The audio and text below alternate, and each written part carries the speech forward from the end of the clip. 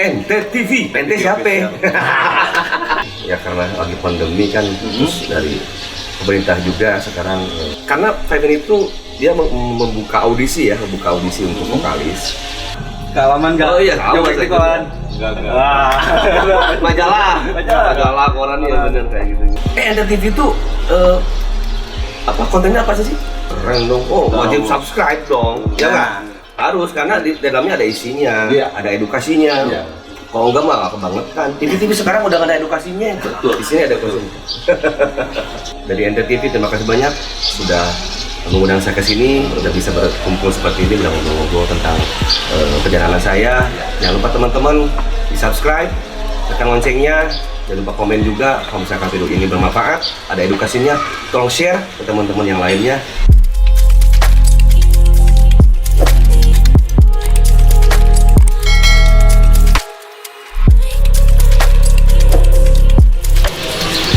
Assalamualaikum warahmatullahi wabarakatuh. Kembali lagi bersama kita di acara podcast bersama Kang Rici ya. Kita kedatangan Kang Rici di sini bersama kita di channelnya NTTV ya. NTTV. Ente siapa? Itu namanya dari bahasa Arab sebenarnya kan? Oh, kan ente kan? Ente. Anda gitu kan? Oh iya. Ente, Anda, kamu gitu. Iya, betul. Berarti kamu TV dong. Ya, kita akan ngobrol-ngobrol bersama Kang Rici. Yes. Enaknya panggil Kang apa? Rici aja. Rici aja? Rici aja nggak Biar nyaman. lebih akrab, lebih enjoy gitu kan ya. Gitu. Kita akan ngobrol-ngobrol seputar perjalanan karir dari Rici. Rici. Iya, Rici. Maaf Rici. Dari awal karir bersama 5 Minutes ya. Yep. Kang, untuk sekarang on air masih? Kalau off air sih ya karena lagi pandemi kan, terus dari pemerintah juga sekarang untuk off air diadakan dulu karena kan menimbulkan kerumunan, terus menimbulkan banyak orang. Jadi sementara ini kita untuk off air tidak ada dulu. Mungkin kalau untuk lebih jelasnya bisa ada di TV nasional, terus di YouTube kan gitu aja sih. Ya kayak gini kita ketemu sama teman-teman yang punya channel YouTube ya, kita silaturahmi ya kan. Gitu. Mungkin dari fans 5 Minutes sendiri jarang mengetahui Kang. Ya. Awal karir perjalanan Rici dari pertama masuk 5 Minutes sampai sekarang. Ya, tapi kalau misalkan untuk fansnya Five ini kan Fivers namanya tuh, apalagi di Garut tuh termasuk fans yang saya juga termasuk. Kebetulan saya ada pertanyaan dari dulu itu. Dulu kan pas pertama muncul 5 Minute tahun 94 itu pas manggung, pas di TV pakai sarung.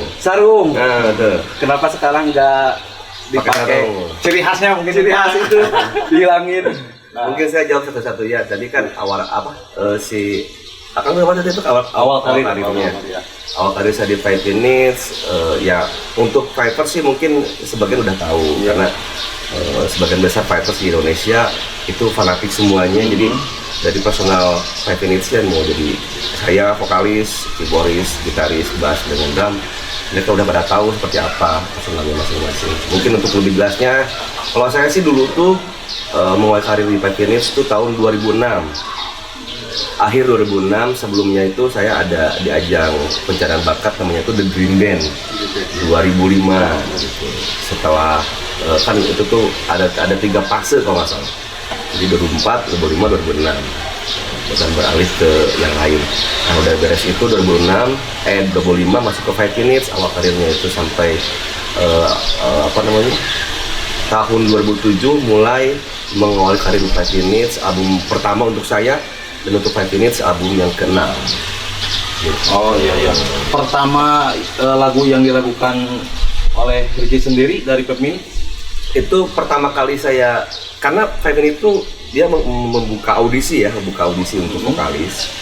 Terus saya di sana itu bukan berarti mengikuti audisi, tidak, karena kalau di Five Minutes itu audisi itu bukan audisi terbuka tapi tertutup, jadi bertemu seperti itu. Jadi mungkin Kang Ricky-nya ngobrol sama musisi-musisi yang lain, ada nggak vokalis kayak gitu. Itu hampir 30 orang kalau nggak salah, 30 orang ikut audisi, dan diantaranya tuh kalau misalkan teman-teman belum tahu ada Marvel, dekat dulu tuh dekat. Kalau sekarang kan Marvel, ada Dudi, Yofi and Nuno.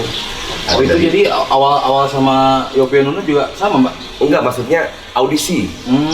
Jadi Kang Ricky kan pengen mencocokkan si karakter yang musik Five Minutes yang terbaru tuh seperti ini. Oh iya. Cocok sama vokalis yang mana nih? Nah, kayak gitu. Makanya si audisinya tertutup gitu. Jadi bukan terbuka. Kalau terbuka kan terlalu banyak mungkin ya. Jadi susah musokirnya. Dan alhamdulillah saya bisa mengisi kekosongan dari tubuh Five Minutes menjadi vokalis sampai sekarang ya. Nah, begitu. Dan menjawab untuk yang Akang tadi ya. Oh iya. Kenapa sarung ya? Iya. Kalau yang saya tahu Kang ya, kalau yang saya tahu dulu tuh Five Minutes kenapa pakai sarung awalnya dulu, karena dulu tuh Five Minutes tuh mengikuti ajang festival, skalanya itu sejabar dengan dekade Jabodetabek gitu, kayak gitu. Jadi untuk ukuran festival dahulu itu yang melaksanakan itu MGT Radio di daerah Bandung, itu tuh sangat besar sekali karena hadiahnya juga yang pertama rekaman single, terus video klipnya di Australia.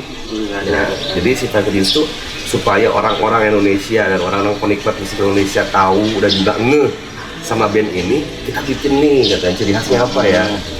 Akhirnya pakai sarung, terus akhirnya jadi gimmick sarung juga, jadilah sempat diikuti sama anak muda zamannya itu ya. Iya, itu karena udah itu tuh kan dulu kan sarung beneran sarung. Sarung. Terus karena udah masuk ke industri musik, akhirnya dimodifikasi. Bukan sarung, tapi kayak kain tartan Viking, pejuang Viking tuh. Iya. Jadi Scotland dia gitu kan yang raw, ya ada yang panjang, ada yang pendek, tapi dibaluti kulit, ada kain tartannya yang kotak-kotak itu. Kayak gitu sih. Pas saya masuk 2006 karena sudah pergantian personil hampir 60%, dari mulai personil, gitar diganti, drum diganti, vokal diganti, dan sampai warna musik juga diganti. Akhirnya meninggalkan identitas sarung itu, menggantikan saya yang baru dengan identitas baru. Jadi lebih fresh lah. Tapi fans yang dulu itu lebih mengikuti juga ya? Ya, alhamdulillah. Responnya gitu? Iya, ya maksudnya ya nggak mudah juga sih kan sebenarnya kan. Saya juga termasuk orang yang sangat beruntung ada di dalam tubuh Five Minutes. Dan gitu kan Five Minutes bukan band baru, band lama dan juga di dalam Bandika Musik Indonesia sangat diperhitungkan. Juga deg-degan itu kan, wah saya masuk nih gimana nih? Menggantikan vokalis yang dulu kan pasti ada fans-fansnya dong. Waduh, banyak yang nge-hate nih, banyak yang haters nih kayak gitu kan. Tapi dengan ya, kalau kita kan, kalau saya sendiri, yang penting kerja, buktiin karya kita sendiri, buktiin skill kita sendiri, dan alhamdulillah bisa diterima oleh fans terdahulu dengan fans yang terbaru. Alhamdulillah sih kan. Terus dengan masuknya Richie ini, aransemen musiknya pasti berubah? 80% berubah. Oh, berubah. 80% berubah. Kalau dulu kan ada pop dengan sentuhan synthesizer, sampling-samplingnya Kang Ricky gitu kan di keyboardis. Kalau sekarang tetap ada warnanya Kang Ricky tapi dibantu dengan rock. Iya. Makanya sekarang tuh disebutnya tuh apa sih genre Five Minutes kok beda dengan yang lain. Kita kasih nama genre kita rockmantic gitu. Kenapa rockmantic? Rock dibaluti dengan lirik-lirik yang romantis. Cakep ya? Pasti cocok lah. Untuk dari tahun 2006 mungkin sampai sekarang. Ya. Yang tahu koleksi albumnya dari Five Minutes. 2006 tuh masih kaset, Kang. Masih kaset. Kita gitu kan, belum CD. Transisi dari 2006 ke CD itu 2009. Baru mulai agak-agak selentingan ada CD. Beberapa musisi bikin CD, kasetnya ada, CD-nya ada. Nah, dari situ mulai sampai sekarang dibabat habis CD semua. Nah, mungkin Kang perbedaan dari pertama pakai CD sampai sekarang itu, dulu kalau buat album itu nggak gampang ya Kang? Nggak gampang. Soalnya kalau sekarang kan banyak banyak media untuk membuat album. Ya. Bahkan bisa sendiri di rumah kan. Betul. Sekarang lebih mudah. Kalau yang saya tahu sih, kalau zaman pita ya, kalau pita tuh maksudnya piringan hitam kayak gitu-gitu pita, terus rekaman di pita itu kan zamannya Kang Ricky dengan teman-teman yang terdahulunya kan tahun 94 itu. Jadi kalau tracking recording itu kalau kita salah di awal atau salah tengah-tengah, salah di ujung juga dibalikin lagi ke awal, harus dari awal lagi. lagi. Makanya kalau misalkan musik-musik terdahulu tuh musikalitasnya, skinnya tuh benar-benar emang hebat mereka itu, karena kalau misalkan salah di ujung, di awal lagi, tengah-tengah, di awal lagi seperti itu. Beda dengan pas zaman saya, kalau zaman saya itu udah tracking pakai aplikasi pakai Innuendo kayak gitu-gitu. Tapi berbentuk kaset juga sih, tetap kita gitu, karena transisi ke CD itu juga. Apalagi sekarang udah 40 CD sekarang kan. Ya benar. Ya sekarang Bahkan band-band pakai USB sekarang. memori. Ya, Ini kan. udah simpen data kayak gitu. Nah itu mungkin perbedaannya untuk dari dulu sampai sekarang. Iya, sekarang sangat gampang sekali. Bahkan saya punya teman musik juga, tapi musik kecil. Katanya gini Kang, kalau sekarang dan dulu punya album itu perbedaannya, sekarang nggak ada kepingan, nggak ada koleksi gitu kan, Nggak ada fisik. Iya, nggak ada koleksi fisik. Kalau dulu mah, Iya, nah bedanya itu. Makanya kalau musisi-musisi dulu tuh kadang-kadang mereka mendokumentasikan karya dia sendiri itu dengan bentuk kaset dengan piringan hitam, itu pakai figura gitu, itu bangga sekali. Kalau sekarang nggak ada. sampai di lemari. Iya. Dipajang-pajang. Kalau sekarang baru, ya kayak gitulah, tahu sendiri kan sekarang media sosial. Kadang-kadang karya kita ada karyanya tapi fisiknya nggak ada. Nah, Seperti itu. Ya termasuk ya terlepas dari omongan akang-akang ini, saya sangat beruntung punya teman namanya Erik Sukamtis dari Endang Sukamtis. Mereka itu, dan khususnya Mas Erik itu, dia mempunyai terobosan. Ayo kita balik lagi ke dahulu. Kita punya CD fisik, punya kaset, punya piringan hitam. Dan mereka itu semua satu album itu isinya sama, tetapi ada fisiknya. Oh iya. Dibuat buket. Kayak buket itu terserah si bandnya mau itu buketnya penampilannya peti kemas kah, mau buku kah, apakah, tapi di dalamnya ada CD, ada piringan hitam, dan kaset. Keren Mas Erik. Mudah-mudahan bisa diikutin dan juga bisa direalisasikan sama musisi-musisi sekarang. Amin. Soalnya harus lah, itu kan momen kita seumur hidup lah. Betul. Harus ada buktinya gitu kan. Anak kita kan nih, punya album. Kalau misalkan sekarang, punya album mana? Tuh lihat di YouTube. Fisiknya mana, nggak ada. Kalau dulu suka nyobek di koran, kealaman nggak? Oh iya, sama nyobek di saya koran. Enggak. Majalah koran ya, bener kayak gitu. Bikin Kayak clipping poster. gitu, kayak clipping. Kalau dulu Iya, clipping ya. sama saya juga. Kalau saya kan mengidolakan slang gitu kan, God Bless, terus Gigi saya tuh. Jadi gitu, kalau misalkan dulu tuh ada tuh namanya tuh majalah Hai. Itu tentang musik semua kan. Misalkan sampulnya tuh ada slang, pasti dibeli. Wah, pasti ada posternya, dibuka. Wah, gede-gede gambar kan, pura gitu. Tapi itu asik, ada seninya, ada artnya gitu kan, sangat berarti buat kita. Sekarang nggak ada. Sekarang tuh Adain. kita di Instagram, kita di Facebook lah. Sekarang, aduh. Mungkin itu bisa jadi inspirasi buat teman-teman di sana. Iya. Jadi barang langka lah, barang langka. Jadi punya kenangan, punya bukti fisik lah. Iya. Punya bukti fisik. Itu salah satu pencapaian terbesar buat seorang musisi, karena mempunyai album, kita harus punya fisiknya. Mungkin jadi inspirasi juga buat teman-teman musisi sekarang, yang era 2000 sampai sekarang gitu kan. Kalau misalkan kita pengen bikin album, jangan sampai di digital saja, jangan ada di digital platform, di YouTube, media sosial yang lain, harus ada fisiknya juga, karena itu bentuk dari penghargaan buat kita sendiri. Kalau misalkan kita karya bagus, dibeli sama orang, wah itu luar biasa, sangat senang sekali lah. Suatu kebanggaan luar biasa. Betul. Nah, Kang, mengenai 5 Minutes sendiri nih. Ya, Saya lihat dari 5 Minutes sendiri ya, betul-betul konsisten, berkomitmen. Ya. Orang-orang itu grupnya itu. Mungkin ada resep nih.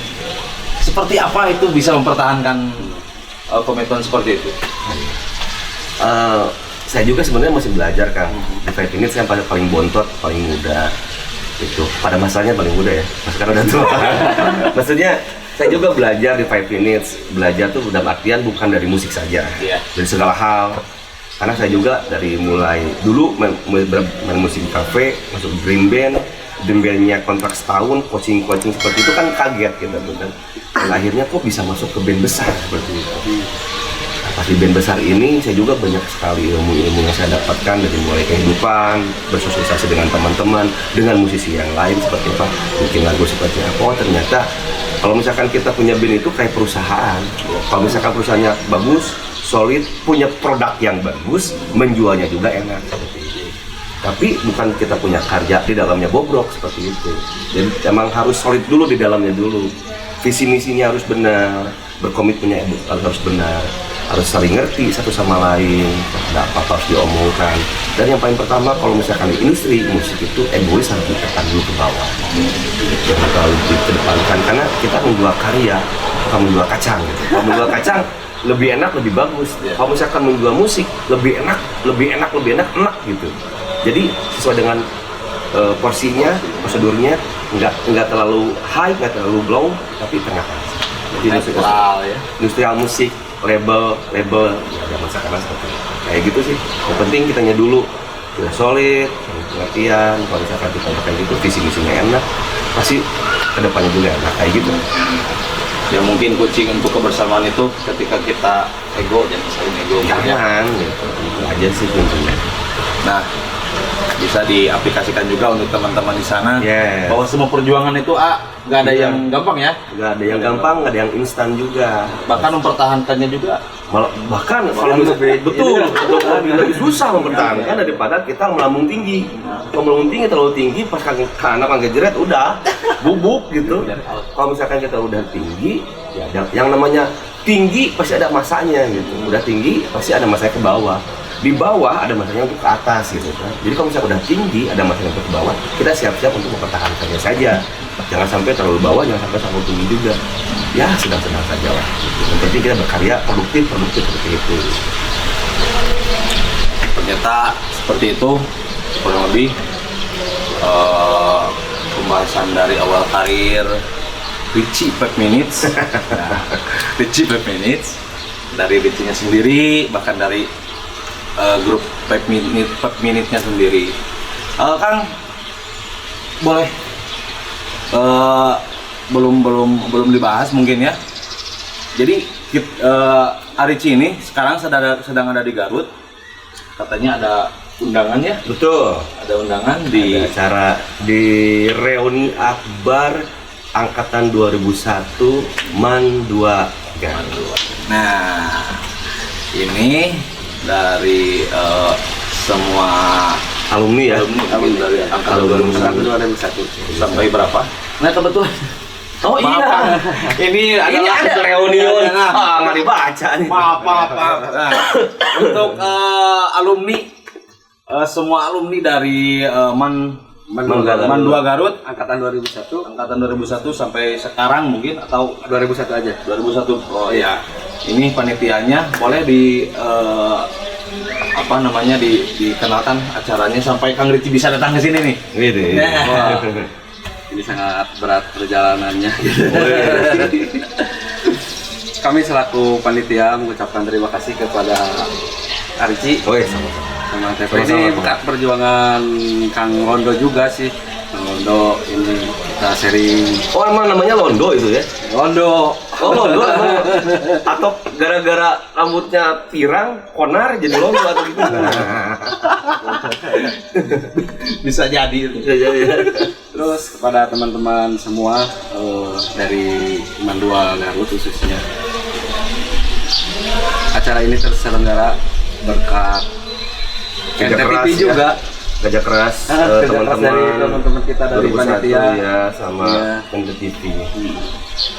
Nah, selain diundang ke acara reuni mungkin ya, Kang, kok bisa sampai mungkin tahu waktunya susah kan? Bisa meluangkan waktu bahkan bisa datang ke sini. Karena apa kan? Enggak sih, maksudnya kan kalau Garut itu sebenarnya untuk saya pribadi dan juga teman-teman 5 Minutes salah satu second home, rumah kedua untuk 5 Minutes karena sering banget karena Garut itu termasuk salah satu fanbase 5 Minutes yaitu Pipers yang sangat loyal, fanatik, terus saroleh gitu barangnya. Amin. Nah, kalau ngobrol kan kita kalau udah ketemu, udah manggung, kita kan selalu meluangkan waktu untuk ketemu dengan Pipers. Kalau di Garut mah saropan gitu. Saromean, gitu. garis. Alah. Ya karasep oke atuh mau gitu. Karasep Malaya istri gelis Malaya. Ya pokoknya salah satu daerah yang sangat kami tunggu-tunggu juga misalkan setiap manggung karena di Garut tuh selalu hype, selalu ramai, antusias dan juga nggak pernah ribut. Garut tuh keren Garut tuh. Itu salah satunya kalau misalkan saya diundang ke Garut, hayu gitu. Garut, hayu. Kebetulan juga saya di Mandua Garut tuh angkatan 2001. Saya ketemunya di Bandung dengan beliau itu namanya itu Asep Londo. Asep Londo udah ketemu tuh dari zaman Dream Band juga, dulu tuh dari mulai produksi kaos kayak gitu saya di endorse dan gitu sampai sekarang hubungannya masih bagus gitu. Ya betul, karena dengan beliau saya pertemanannya sangat dekat sekali. Jadi pas ayo ke Mandua Garut, ayolah kayak gitu. Akhirnya ya udah, ya kita pengen ketemu sama teman-teman udah lama juga gitu kan di masa pandemi kayak gini gitu. Tapi ya sesuai dengan protokol kesehatan, sesuai dengan ketentuan pemerintah, kita juga tidak hanya langsung manggung aja, tapi ada beberapa yang harus dilewati kayak kesehatan, harus antiseptik, harus pakai masker. Keren, Mandua Garut. Mungkin ada ajakan untuk kedepannya Kang dari Kang Ricky maupun dari panitia untuk alumni untuk acara kedepannya seperti apa? Mungkin agar biar lebih meriah, bahkan pesertanya biar lebih banyak. Ya kebetulan di acara ini kita fokus utamanya silaturahmi. Terus di dalamnya itu ada bakti sosial juga. Oh keren dong. Santunan anak yatim juga, alhamdulillah itu dari rekan-rekan kita dari seangkatan kita. Ya kita sebagai panitia mengucapkan banyak terima kasih juga kepada rekan-rekan yang sudah mensupport segalanya gitu.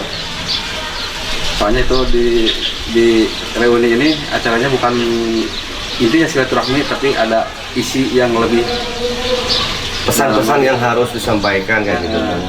Gitu. Ada siapa aja sih Kang? Jadi sekarang ada Ustadz Epi. Oh ada Ustadz Epi, terus sama saya. Iya. Oh. Kira ada dangdut kan?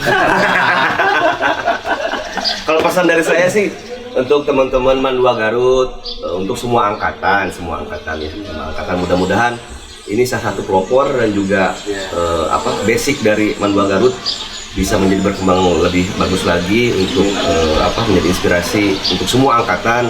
Jadi kita punya kegiatan, kita bisa berkumpul, bersilaturahmi kayak gitu ya. Mudah-mudahan kedepannya lebih berkembang lagi, amin, lebih sukses lagi, lebih baik lagi dan mengundang semua musisi-musisi yang sudah. Amin. Mungkin tahun depan amin datang lagi. Tapi jeung bena. Nah itu.